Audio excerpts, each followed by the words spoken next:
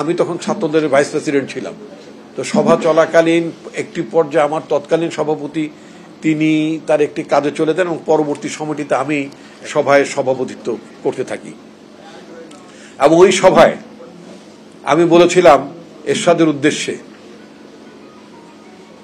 ওই যে বলে এখন যৌবন যার যুদ্ধে যাওয়ার শ্রেষ্ঠ সময় তার, কারণ ছাত্ররা যখন গর্জে ওঠে তখনই একটা বিপ্লব হয়ে যায়, তখন একটা রাজনীতির পরিবর্তন চলে আসে। ওই সভাতে 1982 সালের 24শে মার্চে আমি বলেছিলাম বটতলায় দাঁড়িয়ে, এরশাদ তুমি আমাদের প্রেসিডেন্ট জিয়াউর রহমানকে তুমি হত্যা করেছো। আমি প্রথম বলতে চাই, আমি প্রথম এরশাদ জিয়াউর রহমান হত্যাকারী কথাটা আমি প্রথম বলেছিলাম। 1982 সালের পরে 83 সালের 81 সালে প্রেসিডেন্ট জিয়াউর রহমান হত্যাকাণ্ডের শিকার হলেন। 82 সালে মার্শাল জারি হলো।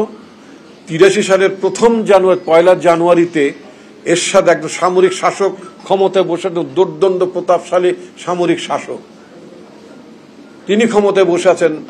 তাকে উদ্দেশ্য করে বলা যে তুমি হচ্ছ সেই হত্যাকারী, তুমি আমাদের নেতা জিয়াউর রহমানকে হত্যা করেছ। হত্যাকারীর ঠাঁই বাংলাদেশের মাটিতে হবে না, তোমার তক্তে তাউস বঙ্গভবন থেকে বুড়িগঙ্গায় নদীতে ফেলে দেওয়া হবে।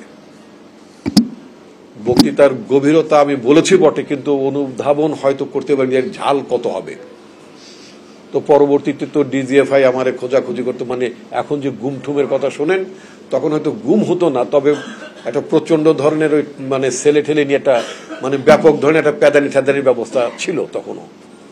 তো যাই হোক, সে কথা অন্যটা, এটা ভবিষ্যতে আরেকদিন বলবো কিভাবে রেহাই পেলাম।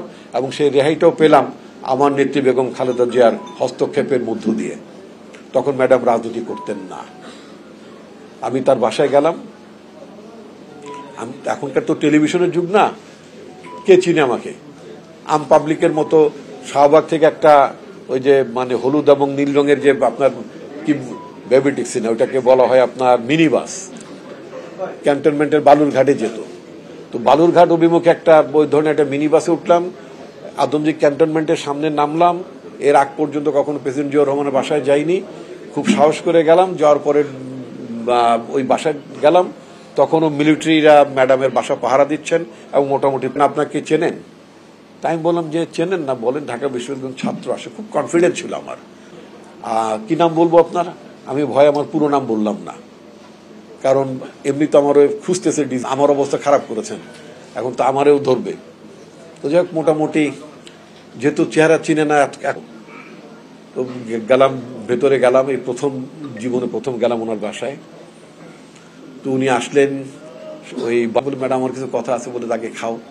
তো খেলাম, আবার উনি বলেন আরেকটু তুলে দিলেন, খেলাম। তারপর বললাম ঘটনা তো ম্যাডাম এই, আমি তো এই ম্যাডাম যে কতটা কর্মী বান্ধব আমার নেত্রী। আমি পার্টির একজন ভাইস প্রেসিডেন্ট, তখন আমি রানিং স্টুডেন্ট। তো ম্যাডাম সরাসরি ফোন করলেন, কিন্তু উনি তো রাজনীতি করেন না, উনি সরাসরি ফোন করলেন ডিজিএফআই ডিজিকে। তো বললেন যে আমার কথা বললেন যে ওর ব্যাপারটা কি। তো বলে যে ও এরকম ভয়ানক কাণ্ড ঘটেছে, উনি সিএমএলএ সাহেবকে খুনি বলছে, ইত্যাদি ইত্যাদি। ঢাকা ইউনিভার্সিটিতে জাসাসের সাথে যুক্ত থেকে পুরো আন্দোলনটাই আমাদের সাথে সক্রিয় ছিলেন, খুবই সক্রিয় ছিলেন এবং খুবই নির্ভরযোগ্য ছিলেন। তো পরবর্তী তিনি ধাপে ধাপে জাসাসের নেতৃত্বে উঠেছিলেন। তার মধ্যে একটা অমিত সম্ভাবনা ছিল নিঃসন্দেহে, এবং আমার ধারণা যদি তিনি বেঁচে থাকতেন তাহলে হয়তো নিঃসন্দেহে জাসাসের জন্য আরো অনেক ভূমিকা তিনি পালন করতে পারতেন। তার অস্বাভাবিক মৃত্যু, মানে যেটাকে বলে তার অকাল প্রয়াণ, এটা মানে নিশ্চয়ই আমাদের পার্টিকে অনেক ক্ষতিগ্রস্ত করেছে। তো যাই হোক, আমি এখন যে কথাটি বলতে চাই সেটা হচ্ছে যে আমাদের কিন্তু সংকটটা কিন্তু এখন পর্যন্ত শেষ হয়নি। আমরা যারা এখানে করেছি, আমরা সবাই তো মোটামুটি আমার মনে হয় সবাই আমরা মানে বিএনপি পরিবারেরই আমরা। আমাদের জন্য সংকটটা কিন্তু এখনো শেষ হয়নি। ভীষণ একটা সংকটের মধ্যে আমরা আছি। আমাদের নেতা তারেক রহমান একটা কথা বারবার বলছেন, সেটা হচ্ছে যে আগামী নির্বাচনটা কঠিন হবে। উনি বলেছেন উনি বলেছেন যে বিএনপির জনপ্রিয়তায় বিএনপিকে ঈর্ষা করছে এবং বিএনপির বিরুদ্ধে ষড়যন্ত্র হচ্ছে। 2, 3 নম্বর তিনি বলেছেন সেটা হচ্ছে যে জন আস্থা অর্জন করতে হবে, মানুষের কাছে যেতে হবে, মানুষের ভালোবাসা অর্জন করে মানুষ যাতে মনে করে এই দলটির উপর আস্থা রাখা যায়।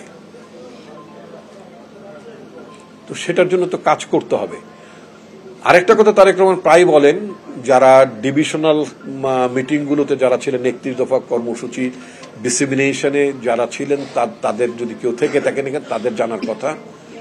তিনি বলেছেন ৫ই অগস্টের আগের রাজনীতি এবং ৫ই অগস্টের পরের রাজনীতি এক নয়।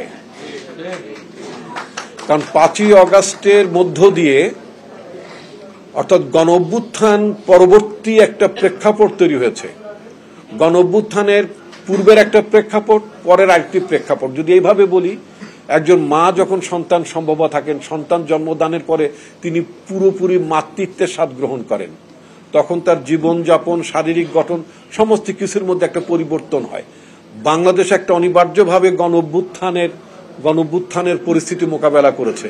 একটা গণ অভ্যুত্থানের মধ্য দিয়ে দুঃখিত একটি সরকারের পরিবর্তন ঘটেছে, এবং এমন একটি সরকারের পরিবর্তন ঘটেছে যেটা গত ২০০-৪০০ বছর ইতিহাসও এই ধরনের পরিবর্তন কখনো ঘটেনি। এই কথাগুলো আমরা প্রায় টকশোতে বলে থাকি। একেবারেই মাথা থেকে লেজ পর্যন্ত পালিয়ে যাওয়ার ঘটনাটা বিচার বিভাগে, অ্যাপিলেট ডিভিশন বিভাগের বিচারপতি থেকে শুরু করে, সচিবালয়ের ঊর্ধ্বতন কর্মকর্তা থেকে শুরু করে, পুলিশের ঊর্ধ্বতন কর্মকর্তা থেকে শুরু করে, একেবারে আওয়ামী লীগের ঠেলা লীগ, টেম্পু লীগ থেকে শুরু করে জাতীয় মর্যাদার ক্ষতি পর্যন্ত পালিয়ে গিয়েছেন। এই যে পালিয়ে যাওয়ার যে শূন্যতা, এটা বাংলাদেশ কেন পৃথিবীর কোনো দেশে ঘটেনি। এটা একটা অস্বাভাবিক ঘটনা। এই অস্বাভাবিক ঘটনাটা কেন স্বাভাবিক হলো? বাংলাদেশের মানুষ গত ১৬ বছরে ফুঁসে উঠেছিল। এটা একটা আউটবাস্ট হয়। আমি প্রায় একটি কথা বলি, আমি যখন ছাত্র রাজনীতি করেছি, আমাদের সময় ৯৬ ঘন্টার হরতাল পালন করেছি আমরা। আর কাবেল বাংলাদেশের একমাত্র ইউএল এবং ভিডি সার্টিফাইড কেবল, যা A গ্রেড LME